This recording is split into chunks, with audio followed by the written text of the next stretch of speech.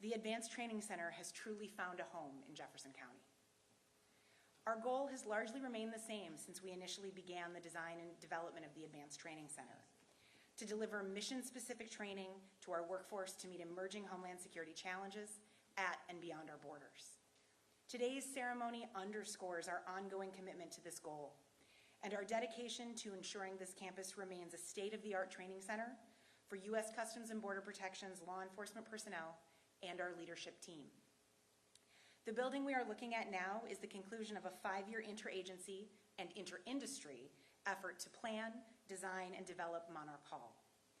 At 32,300 square feet, this 2-story building includes multi-purpose classrooms, collaboration rooms, office space for staff members, and a state-of-the-art green screen room.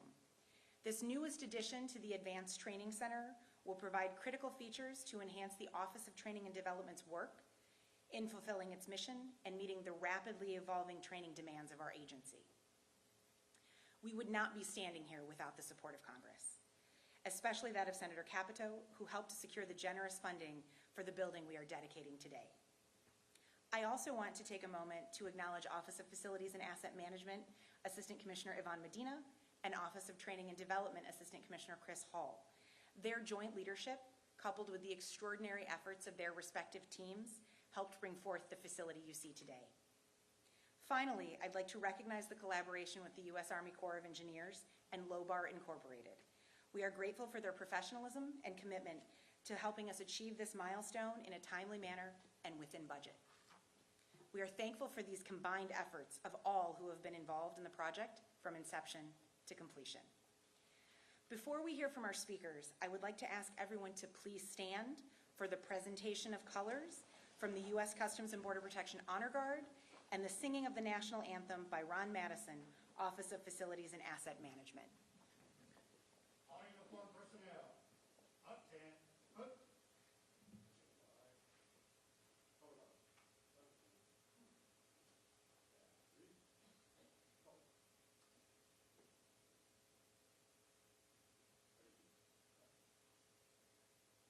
All uniformed personnel, present. Ready.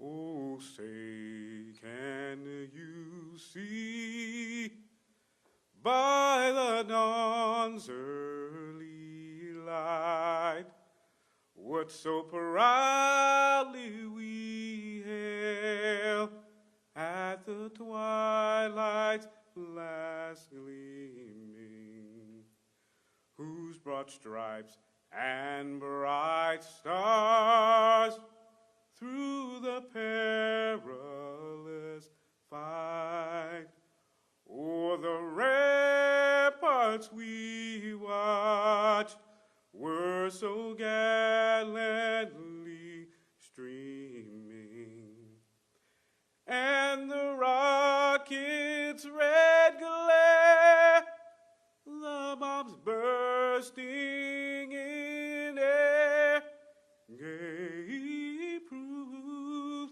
through the night that our flag was still there. Oh, say does that star-spangled banner yet wave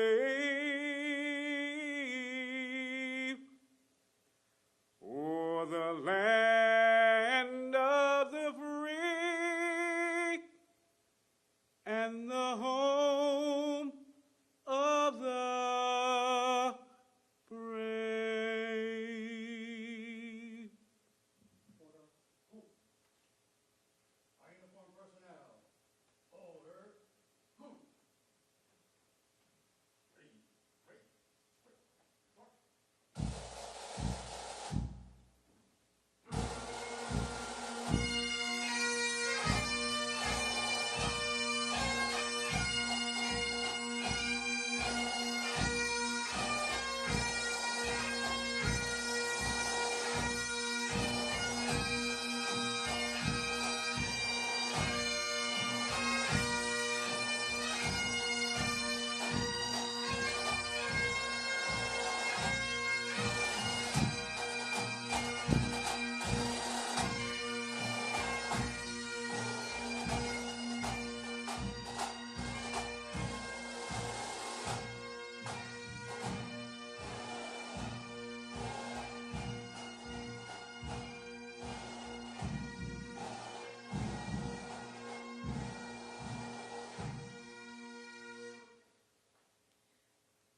Ladies and gentlemen, please remain standing for the invocation by Chaplain Patrick Orender, Office of Field Operations.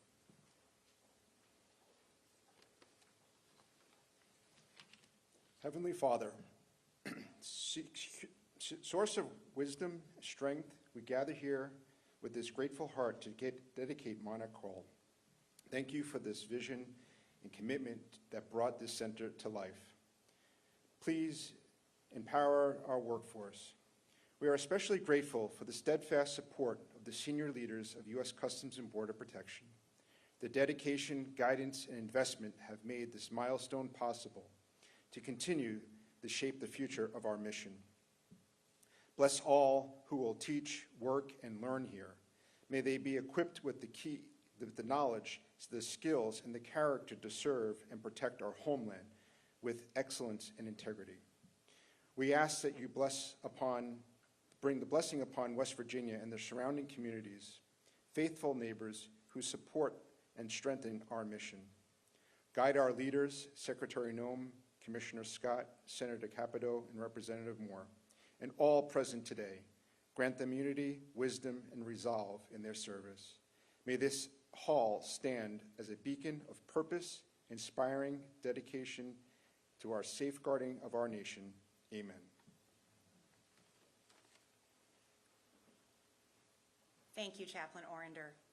Ladies and gentlemen, you may take your seats.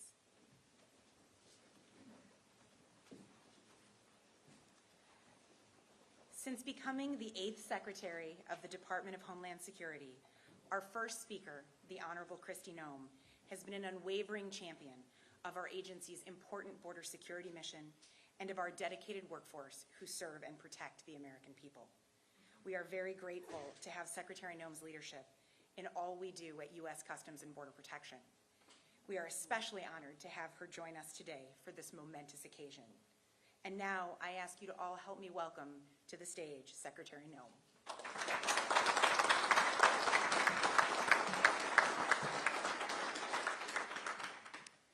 Well, thank you. Good afternoon. I believe it's afternoon now, but it's so wonderful to see all of you and to be here for such a celebration as this. This is really a monumental event, and not just for CBP, but also for Harpers Ferry, but also for our country. And so I want to thank you for taking the time to be here for this ribbon cutting and to recognize all that it took to get to this point. I do want to give a special thank you out to our Assistant Commissioner Cooper for having me here, for the invitation and for the hospitality as well. This is going to be my first opportunity to take a tour of Monarch Hall, and I'm looking forward to seeing what this center can bring in advanced training and technologies to each and every single one of the people that joined to serve the public and the people of the United States. I also want to thank Senator Moore Capito. I call her Shelley because she's been a friend of mine for many years, and I want you all to know that I believe she's going to go down in history as one of the most effective senators that this country has ever seen. She has been so incredibly powerful in her advocacy for things that truly do matter. Would you please give her a round of applause?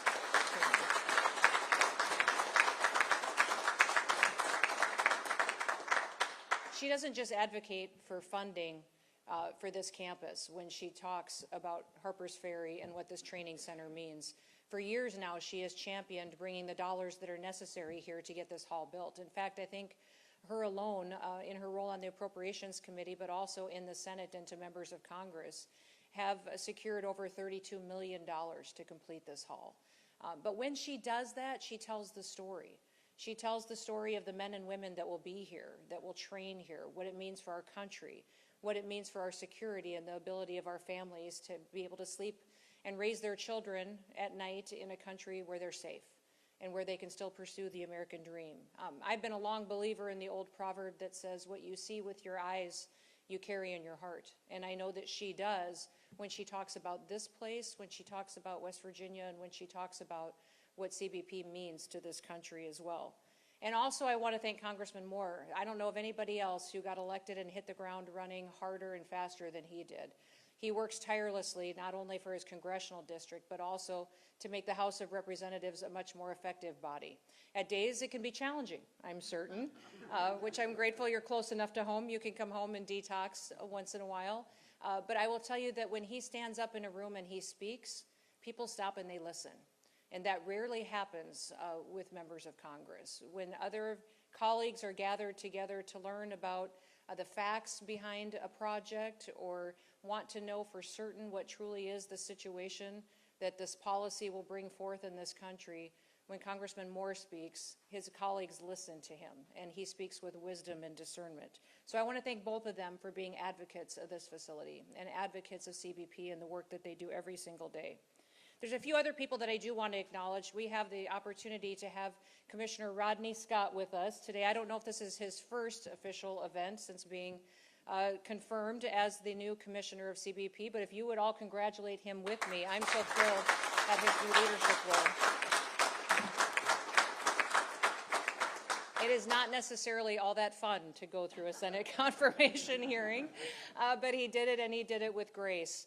And I want you all to know that when I look at leadership here in this component, in this department, under the Department of Homeland Security, I turn to Rodney for leadership, and I turn to him to mentor other agencies. He is often someone who can speak with wisdom to somebody else that may not even be in CBP, may be in a completely different department, such as USCIS or ICE or in FLETC, and he can give them wisdom and advice that helps them be more effective in the jobs that they have. So I am very grateful to have him willing to come back out of retirement, kind of, and hit the ground running and be ready to lead. But we do have somebody that is retiring, and that has been the acting commissioner, Pete Flores, and I do want to acknowledge him.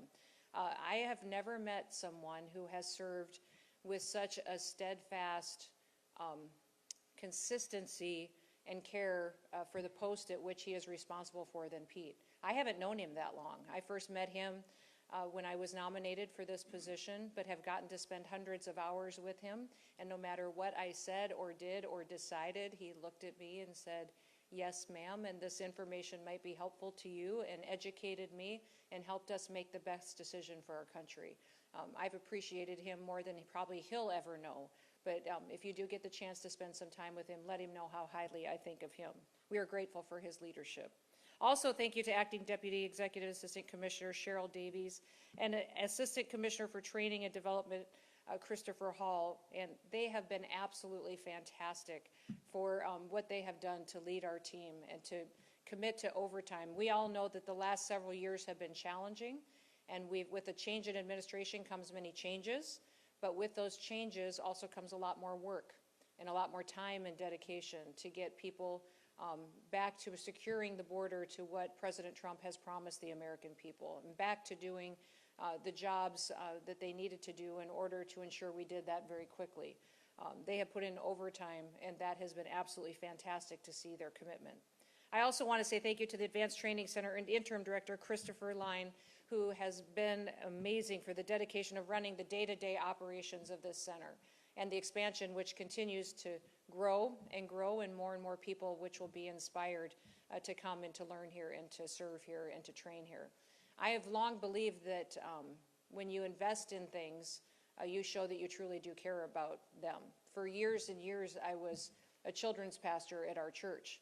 And when I first became our children's pastor, I also was farming and ranching and doing other businesses. But I remember having a conversation with our pastor one day saying it's really hard for me to hear people say that children are a priority when we don't put any dollars into the program. where you invest your dollars is truly where your future is. And I believe that with this investment, now our church did, and he did, and it was fantastic. But what I would say is that when you see people invest and build, they're saying that they're investing in the people that will train here. And we face new challenges every single day in this country, new challenges that our agents and our individuals will have to be prepared for. And I believe that they will be prepared for them because of what we're doing here to make sure that we're resourcing and equipping them the way that we should. We have a critical mission, and I'm committed to making sure that we fulfill that mission and that we do it to the best of our abilities. Facilities like this provide the training that are necessary. I was raised by a dad that said consistently to me, Kristi, we don't complain about things, we fix them. And that is what we are doing today. We see challenges ahead in this country, new threats emerging everywhere, but we don't complain about them. We fix them, and how do we fix them? We fix them with men and women who love the United States of America, and we have trained and resourced and equipped them to meet those challenges head on. Now, we do have a bill that's coming before Congress I hope everybody will support that will be a necessary resource for CBP. That bill doesn't just have dollars in it to build a wall, which it will. It'll have over $46 billion in it, not just to continue building infrastructure wall, but to give us the surveillance and technology that we need to truly secure the border and every border, not just our southern, but our northern, our maritime borders as well. It also will provide $4.1 billion so that we can hire 5,000 new CBP officers as well as 3,000 new CBP border agents. It also gives us $2.7 billion to CBP so that we can have the surveillance technologies that we need and another $1 billion for our vehicle fleet.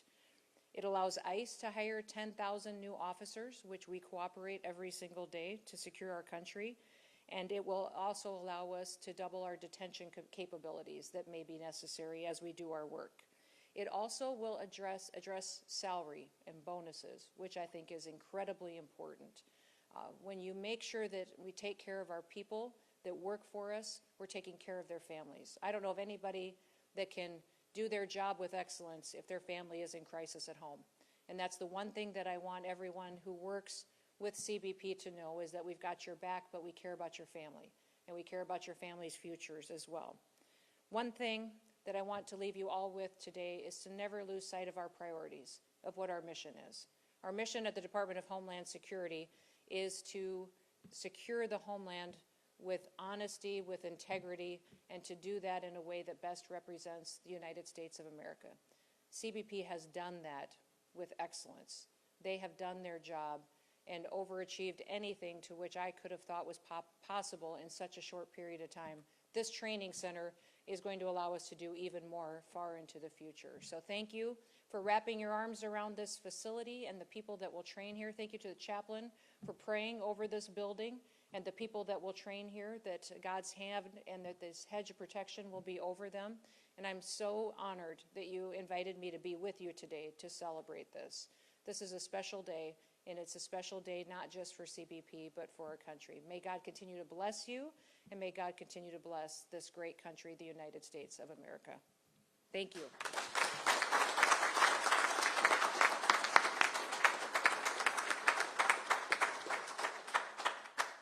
Thank you, Secretary Noem. It is truly a privilege to have you with us today. As our agency's senior career official who supervises our daily operations, Commissioner Rodney Scott guides the everyday work we do to defend our nation, including oversight of capital projects like Monarch Hall. At this time, I invite Commissioner Scott to the stage. Sir, the floor is yours.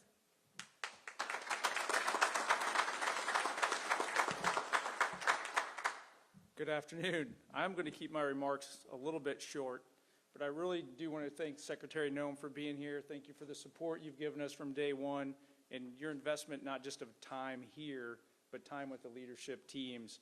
But your attendance here today means a lot to us and greatly appreciate it. Senator, I can't thank you enough. Congressman, I can't thank you enough for the support that you've given beyond this facility. But specifically today, I do want to focus on Monarch Hall and Advanced Training Center. But I think it's important to understand that we would not exist without Senator Capito's support, not just financially through appropriations, but the conversations behind the scenes, learning about our organization. I'm in a unique position. This is my first event, by the way. I'm in a unique position coming up through the organization where I got to see the senator come out in the field when I was a sector chief, and she just wanted to learn. I want to thank you for that, because that is really getting to know what's behind the curtain is the important part. There was prepared remarks for me up here, and I'm probably going to blow them off. That's kind of the way I usually do things. Because as I was listening and I was walking around, even talking to some people coming in here, I want you to know how important this facility is. Not just Monarch Hall. We're here to do a ribbon cutting on Monarch Hall, but can't even say it. Monarch Hall is just one more spoke in this wheel that CBP has of investing in its people, investing in its culture, so that we can provide America the best border security we possibly can, effectiveness and efficiency-wise. And I'm a product of ATC. So I kind of want to focus on that, I think, today a little bit, and I'm going to apologize for all the people that wrote my notes. I'm going to blow them off. But I want you to know that all the success in me becoming commissioner really does come back to this. But it's not, when you say ATC or Monarch Hall, it seems so singular. And I think we forget, because I had a list of people I'm supposed to thank here, and I'm going to highlight a couple of them. But for every name on this piece of paper in front of me, I've learned from being in this organization for years, there's countless people behind that individual that did the real work. As the commissioner, I'm going to get a lot of credit and a lot of criticism for a lot of things that other people do. But I'm proud to do that because I love this organization. I actually was willing to come back because a lot of what happened here at ATC. So let me give you a little behind the curtain. So for those of you that forgot, U.S. Customs and Border Protection was born out of the ashes of 9/11, and some agencies were shoved together that didn't necessarily want to be together at that point in time.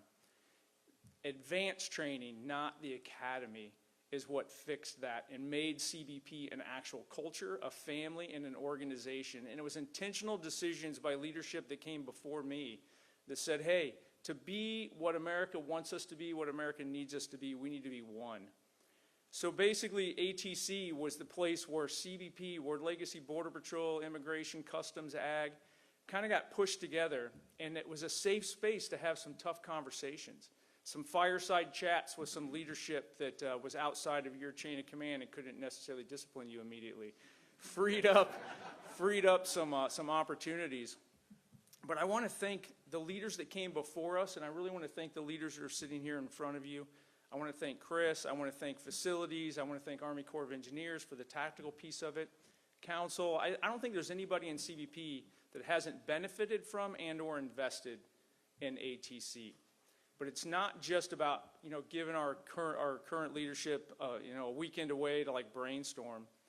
It literally has a direct impact on operations.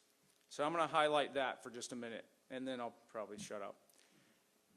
If you look at what this organization has done, and I don't mean to get political here, I just want you to think about this realistically.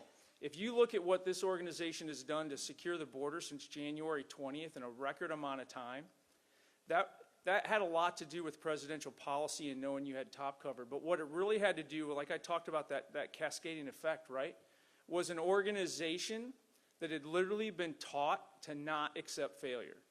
And that's really what happened here at ATC. Different parts of the organization came together, but the culture in CBP, because of the investments we've made here, because of the investments you guys have made, because of your leadership, is an organization that while I was a policy advisor, while I was the chief of the Border Patrol, or now as commissioner, brings me a little synopsis of a problem that they discovered and the solution. And it's already moving forward. If I want to change it, I can, but it doesn't wait for other people to tell them what to do. Everybody in this organization has foundational principles of vigilance, service to their country, and integrity that we beat into them from day one. We beat into them here at ATC. And I think that just creates a culture that every American will be proud of. I'm very proud of what you guys do here. I just want to say thank you, and I'll close with that. Appreciate it.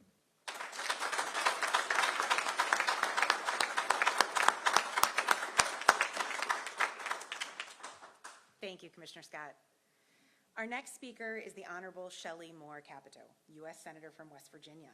Senator Capito, a West Virginian through and through, has had a distinguished career of promoting excellence in West Virginia, be it through higher education or in the public sector.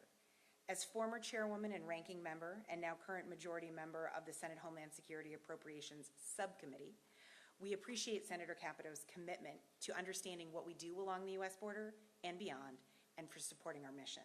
We are again very thankful to have her help in securing the funding for this project when she was chairwoman. Without further ado, let's welcome Senator Capito.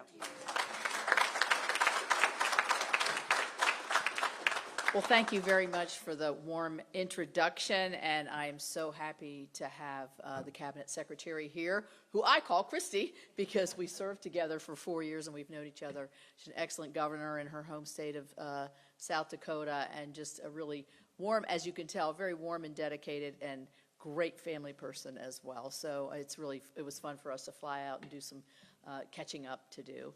Rodney I met out in California when he was the sector chief out there, and I cannot tell you how excited I was when I saw that he was going to be the nominee for this position. He knows that. I was going to ask you, when did you start your training? 1992. Things have changed since 1992. And think about it. He's seen probably a lot of different things. So he knows, I think there's nothing better than a person to lead an organization that knows the organization, knows what it's like to be that first trainee when you're first trying to get your feet wet, knows what it means to be probably assigned to a place you really don't want to go. How do you explain to your family, but also the different problems that are coming across the desk or out in the field. So, Rodney, congratulations on your nomination. You're right, confirmation's not easy to go through, but you have a great mentor here. She's just terrific. Great to be here with Congressman Riley Moore, who is my nephew. And so I was thinking about all the people that I've known so long. I've probably known him, I definitely have known him longer than anybody else. 1980, July 1st, yes. He's first grandchild in our family, so it was a big joyous day. But I'm so proud of what he's doing here. He lives right here in Harpers Ferry, which really makes a difference. But Riley's, as the Secretary said, he's a star and he's going to do well. We're both on appropriations, which is kind of a nice tag team situation in terms of being in the Senate, being in the House, so we have constant communication as well. I will bring back to Senator Katie Britt, who chairs that committee. She said, thanks a lot for leaving that. I went to a very non-controversial committee to chair, Health, Education, and Labor. Woo, I might come back to Homeland Security. Yeah, Homeland Security's looking maybe a little bit easier now. But anyway, this facility is fantastic. We've been out here more than a few times. We brought a staff retreat out here several years ago so we could see really on the ground what occurs at this facility. And as a West Virginian, my frame of reference, different than these guys, is that West Virginia frame of reference. It's great to have everybody have a touch of West Virginia when they come here, but it's the economic opportunity that the center brings to this region of West Virginia. Many of the folks who teach here and work here are now native West Virginians and live here. And so for us, this is just an incredible facility to watch it grow. And the Monarch Hall is, I was trying to think, is the Monarch butterfly our state butterfly? I think it is. It is. All right. I didn't win the Golden Horseshoe contest, but that's our West Virginia history contest. But anyway, I thought that's our state butterfly. I don't know. Does South Dakota have a state butterfly? They migrate through South Dakota. Okay, there we go. There we go. That's how we got it. Yeah. But anyway, so I'm really proud. When I think about what's coming across the border, really, I can't say enough praise for President Trump and the Secretary and what they've been able to accomplish in the last 5 or 6 months. It takes a will, an incredible will, a steel will, to move forward in an aggressive manner, to be able to make the changes as much as they can without Congress acting, to be able to really change the face of particularly the southern border. Our state of West Virginia is particularly affected by the fentanyl that comes over and across the border. We know our fellow West Virginians, we've lost too many to the scourge of fentanyl. Family members, church members, neighbors. It knows no boundaries, no economic boundaries, nobody. I can tell you my daughter went to high school in Charleston. She's lost probably 15 people. She's 39 right now. 15 people in and around her age group, either a year above her year, or the year below, in that one single high school to the overdose of fentanyl. I mean, that's just unbelievable. It's horrifying. So that is a challenge that we want to make sure that the Border Patrol is ready to meet the challenge. The technology is evolving huge here. And lastly, I'll say this. I'm getting a lot of kudos for bringing $32 million, which is pretty good. Senator Byrd would be very happy with that. But you have to remember, this is our money coming back to us. This is not my money, or honestly, don't tell President Trump, it's not the president's money. It is our money coming back to where our priorities are. As the Secretary said, we set our priorities, and that reflects who we are.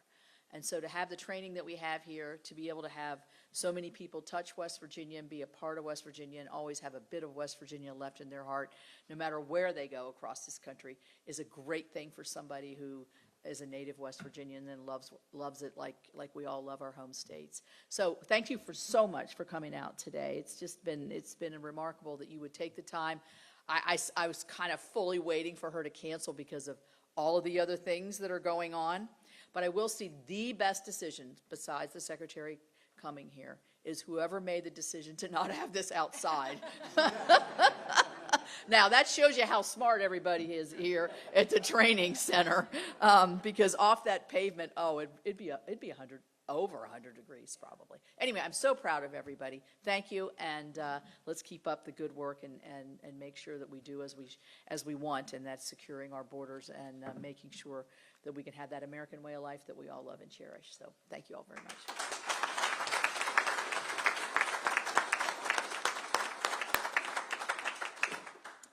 Thank you, Senator Capito. Our next guest is one of the newest members of Congress who represents West Virginia's 2nd Congressional District, the Honorable Riley Moore. So far during his tenure in the U.S. House of Representatives, Congressman Moore has worked tirelessly to further our nation's border security objectives. We appreciate his ongoing collaboration to keep America safe and his commitment to the President's objectives of keeping our borders secure and strong. We look forward to growing in our partnership with you, especially as the representative of this congressional district. Thank you for joining us today. And now, please help me welcome Congressman Riley Moore.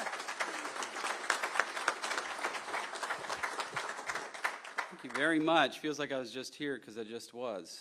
I got to put on glasses. My aunt makes fun of me because I'm getting old. I got to wear glasses now. It's the way of the world. But no, it's great to be here. And Senator Capito was just touching on the effects of the border in West Virginia before I get into my prepared remarks.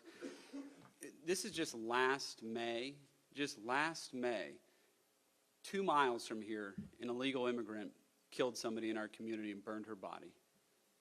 Just 2 miles from right here in West Virginia. It's really hard to believe, so it feels like every state is a border state, to be honest with you, with the effects that it's having on everybody. But on that somber note, I do want to say it's a pleasure to be back here at the CBP Advanced Training Center, to be part of Monarch Hall. That is kind of a tongue twister. Monarch Hall ribbon cutting. This new facility is crucial to expanding the good work of the CBP that's been ongoing here in West Virginia. I'd like to also start by thanking the hardworking men and women of Customs and Border Protection who work with little recognition sometimes. Certainly from my office they get that, but sometimes in the public they do not, and they very much deserve it for keeping our nation safe. So thank you all very much.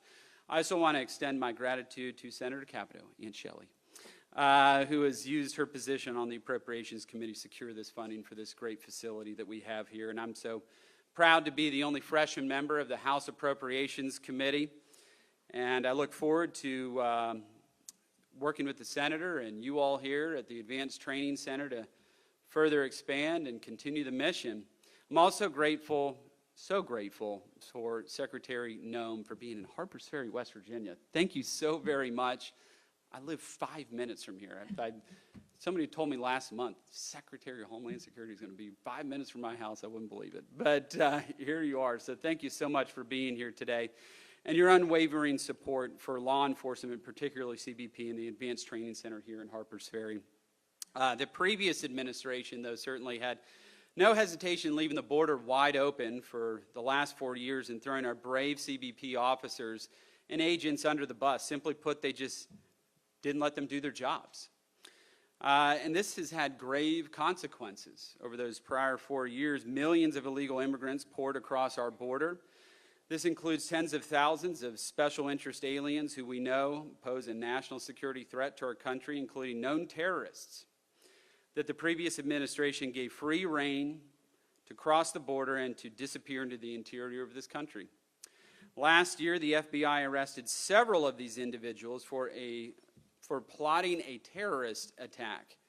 How many are still out there planning those right now, particularly given the recent events in Iran? Well, thank God that we have Secretary Kristi Noem here taking care of these things and keeping us all safe, so thank you for that. But, you know, it turns out that we didn't need legislation to fix any of this. We just needed a new president.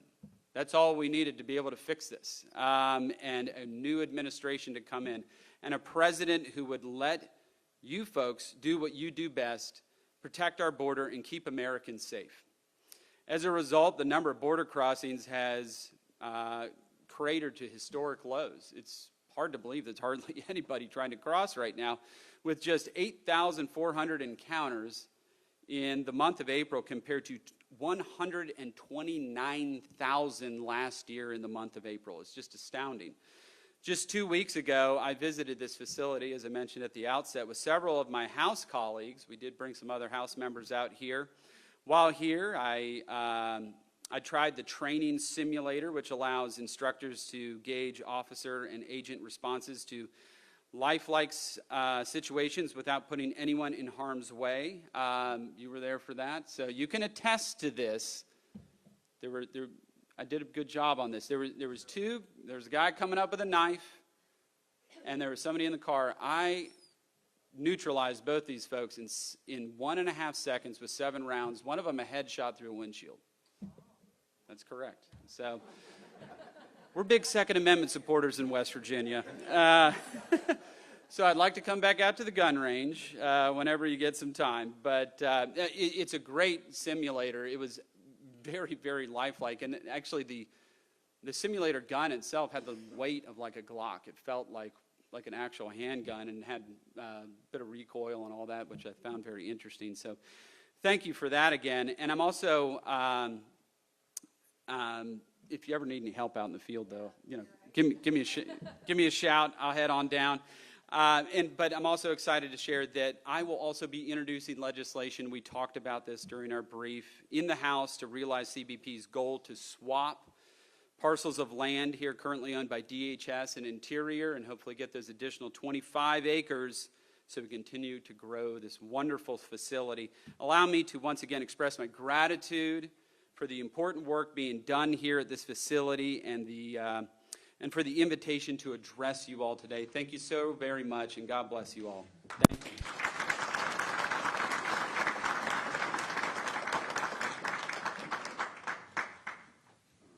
Thank you, Congressman Moore.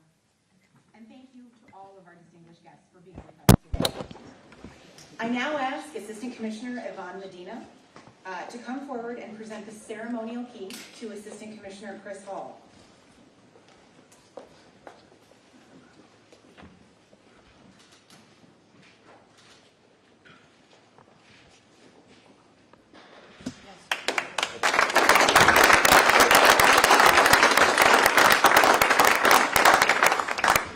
Thank you, AC Medina. AC Hall, Monarch Hall is officially yours.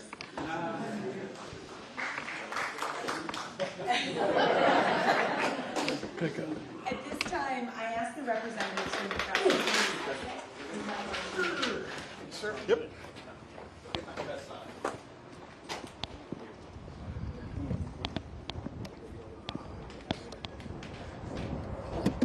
You come around. Get quite nice and cold. Put your head in my shot. Don't pull the gun on me. I won't. Glenn, you're in my shot. I'm going to kneel down, so don't worry about me. Sorry, guys. Am I okay? Not really. Sir? Sir? Can you stand up for just a second? No, you're good. Open your shirt. I need a white shirt. I'm okay. No, stay right there. I just need a white shirt. White balance. Hurry up. Yeah. Hang on. I can find the button. Gotcha, thank you much. All right. It's always a dance, isn't it?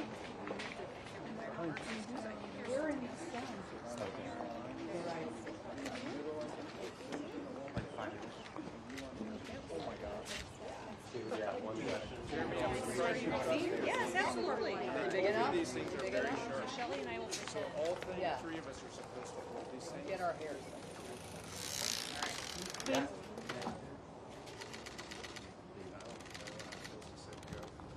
Oh, I can totally count it down. You want me to? Do it. Ready? Yeah. Good? 3, 2, 1. God, what you follow through. Give me a star. Thank you so much. And well, yeah, I should have came to your house for lunch. I didn't know it was that close. Yeah, I'm literally that way and left.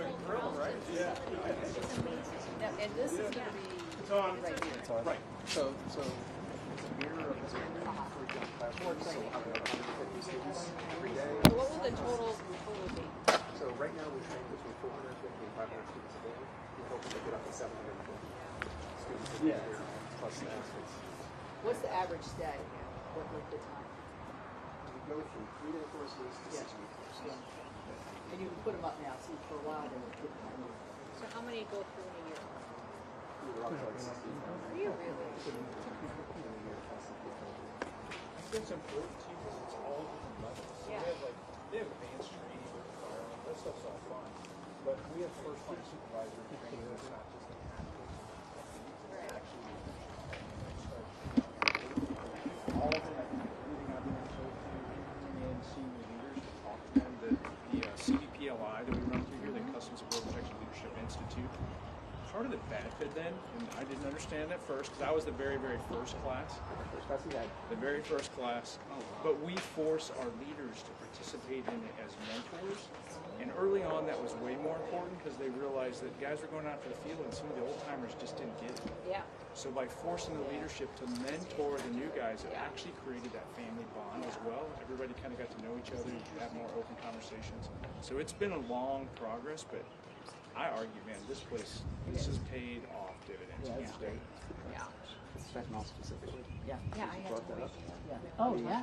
Terrible. We have the I mean, I highest. knew it was the highest in the country. The instructional designers that developed the curriculum for us to identify both the NI equipment that we teach in basic training, knock-on care we do in the back end, that's all developed here.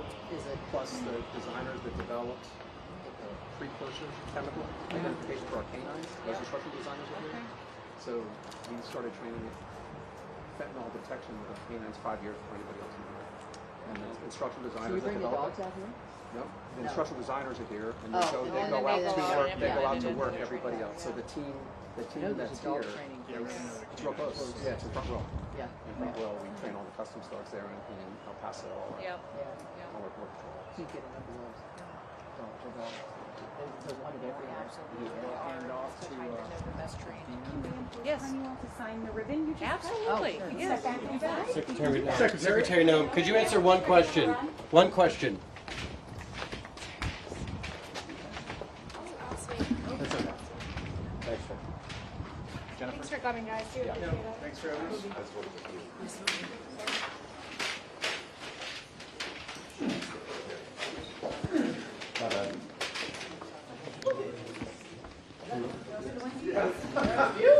We didn't realize it was that.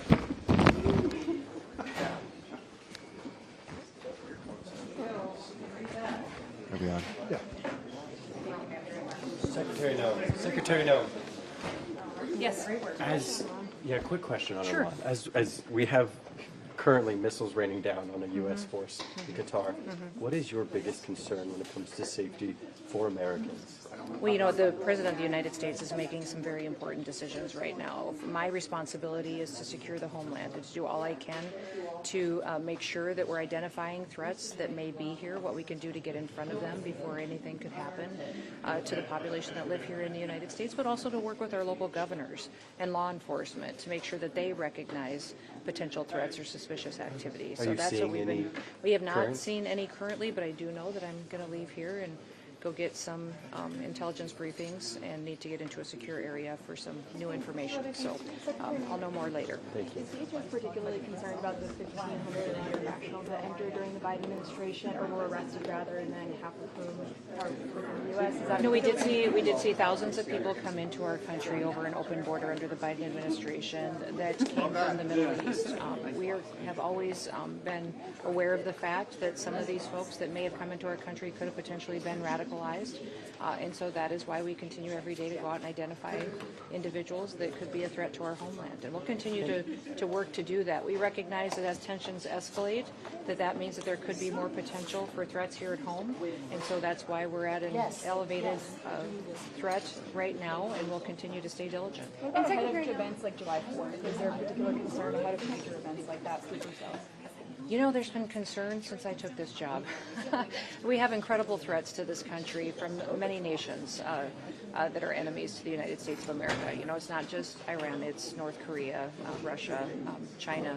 Consistently, every single day, are trying to threaten our way of life. So my job is to do all that I can to protect our country before something bad does happen. When we talk about sleeper cells, a lot of the past, like in terms of hits on the president and other U.S. officials, those have been carried out, at least according to prosecutors, by individuals hired here, not sleeper cells. Is there a concern of something We've seen different? both. We've seen some from overseas and some that have been here, maybe gone overseas for a short period of time, become radicalized and come back, or individuals that are right here in the United States. So we have to watch for all of it and to be diligent on all of it, and we'll continue to do so. And what information do we know right now in regards to those sleeper cells? How is DHS tracking and following and seeking information in regards to I them? can't necessarily share that with you, but I will tell you that we are continuing to evaluate every single threat and to proactively go after them before they do anything or take any activity. Are we changing security policies at ports of entry since Saturday? I can't talk about that. Secretary Noem, what's your message to Americans who are seeing what's going on overseas and are concerned about an attack in the homeland? What is your message to them? You know, what I would tell the people that live in this country is to be grateful that they woke up this morning in the United States of America.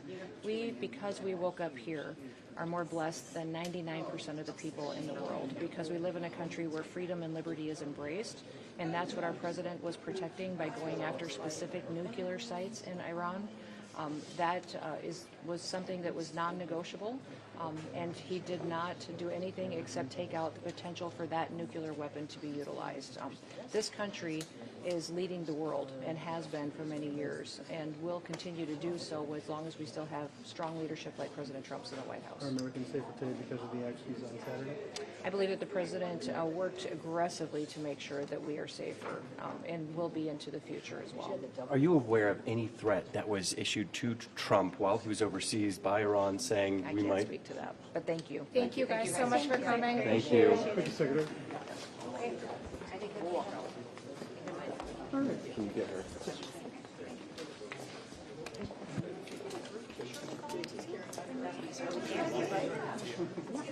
That's great. Good job, guys. Yeah, thank you. Thanks for coming. Thank guys. you. I appreciate it. Great. Yeah. See you. Oh, see you so soon. So soon. I'm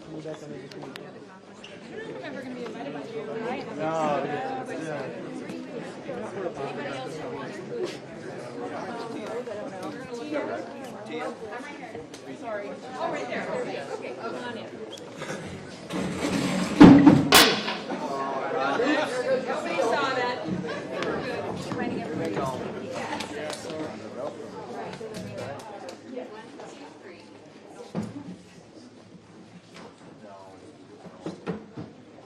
Good. All right. Oh, sorry. Did you get it? 1, 2, 3. Thank you. You bet. You bet. Thank you.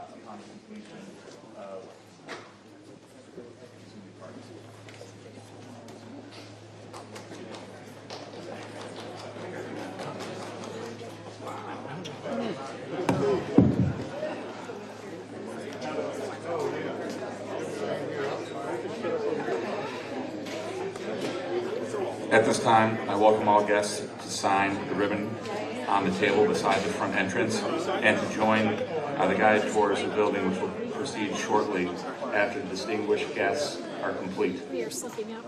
Please stand by Thank you so for the much. tour that will be led by Mr. Matthew Wilder Thanks for coming. and Mr. James T. Roth. Thank you. Thank you.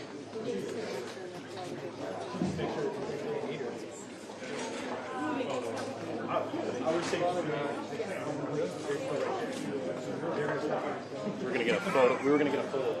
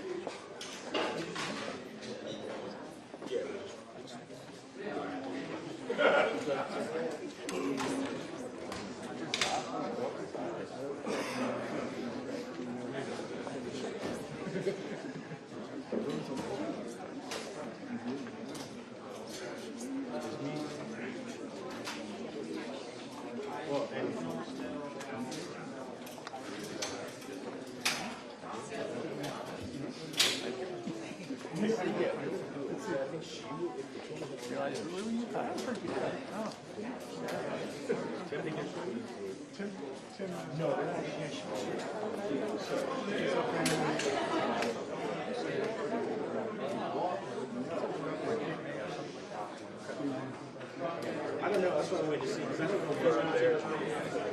I don't think Seymour's cool right now. I think they're all pretty hot. Where was it out west? They got snow? Montana?